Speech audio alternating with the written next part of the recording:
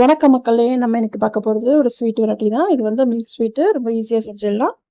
அதுக்கு நீங்கள் என் வீடியோவை ஸ்கிப் பண்ணாமல் பார்க்கணும். இப்போ வாங்க நம்ம ஆர்எஸ்டி கிச்சனுக்குள்ளே போகலாம்.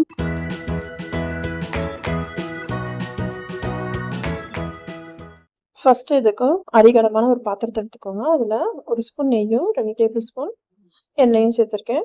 சேர்த்துட்டு 2 கப் பால் பவுடர் தான் யூஸ் பண்ணுறேன். நீங்கள் இதை பாலில் கூட நம்ம செய்யலாம். நான் இன்னைக்கு பால் பவுடர் வச்சு தான் செய்கிறேன். 2 கப் எடுத்திருக்கேன் நான் பால் பவுடர். நான் 2 கப் எடுத்ததால் நான் 1/2 கப் சர்க்கரை சேர்த்துக்கிறேன். சர்க்கரை வந்து நான் மிக்சியில் அரைச்சி தூள் பண்ண சர்க்கரை தான் இது. 1/2 கப் பால் இதையும் சேர்த்துக்கோங்க. காய்ச்சின பால் காய்ச்சாத பால் எது வேணா இருக்கட்டும், ஆனால் கொஞ்சம் திக்காக இருக்கட்டும் பால், தண்ணியான பால் வேண்டாம். சேர்த்துட்டு நல்லா கலந்துக்கோங்க. அடுப்பு நமக்கு சிம்லேயே இருக்கட்டும். அடுப்பு சிம்லேயே இருக்கிறதால நமக்கு இலகி நல்லா ஒன்று சேர்ந்து வரும். கட்டி இல்லாமல் நல்லா கலந்து விட்டுக்கோங்க. கை விடாமல் நல்லா கலந்துக்கிட்டே இருங்க, எல்லாம் அடியில் பிடிச்சிரும். அதனால கை விடாமல் நல்லா கலந்துக்கோங்க. அது ஒரு கட்டி பதத்துக்கு வரும், அது வரைக்கும் நல்லா கலந்து விட்டுக்கோங்க. கட்டிகள் எதுவும் இல்லாமல் நல்லா கலந்துக்கோங்க. இது ரொம்ப ஈஸியான ரெசிபி, ரொம்ப டேஸ்டாகவும் இருக்கும். ஈஸியான இது உங்கள் வீட்டில் கண்டிப்பாக செஞ்சு பாருங்கள். பசங்களுக்குலாம் ரொம்ப பிடிக்கும். நீங்கள் சுகர் அதிகமாக தேவைப்பட்டுச்சுன்னா நீங்கள் எக்ஸ்ட்ரா கொஞ்சம் சேர்த்துக்கலாம். நான் வந்து கரெக்டாக போட்டிருக்கேன், இது கரெக்டாக இருக்கும். இப்போ பார்த்தீங்கன்னா நல்லா கெட்டி பதத்துக்கு வந்துடுச்சு. இப்போ இதை நம்ம எடுத்து அடுப்பை ஆஃப் பண்ணிவிட்டு நம்ம ஆற வச்சுக்கலாம். கொஞ்சம் ஆறட்டும். இது நல்லா ஆறுனது நம்ம ஷேப் பிடிச்சிக்கலாம். இப்போ பார்த்தீங்கன்னா நல்லா ஆறிடுச்சு. நான் வந்து கையில் கொஞ்சம் நெய் தடவிருக்கேன். நெய் தடவிட்டு நமக்கு என்ன ஷேப் வேணுமோ அதை நம்ம ஷேப் பண்ணிக்கலாம்.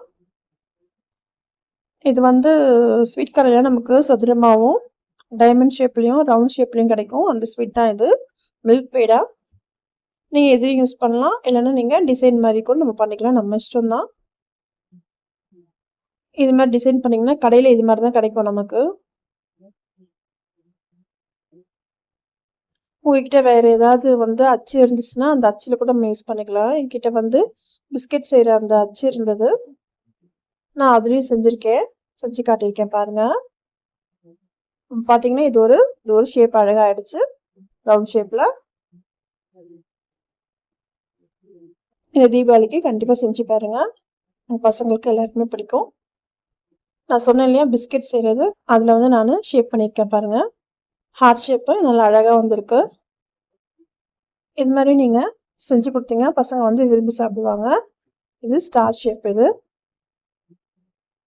இது மாதிரி உங்ககிட்ட ஏதாவது வேறு ஏதாவது அச்சு இருந்தாலும் நீங்கள் அந்த ஷேப்பை நம்ம செஞ்சுக்கலாம்.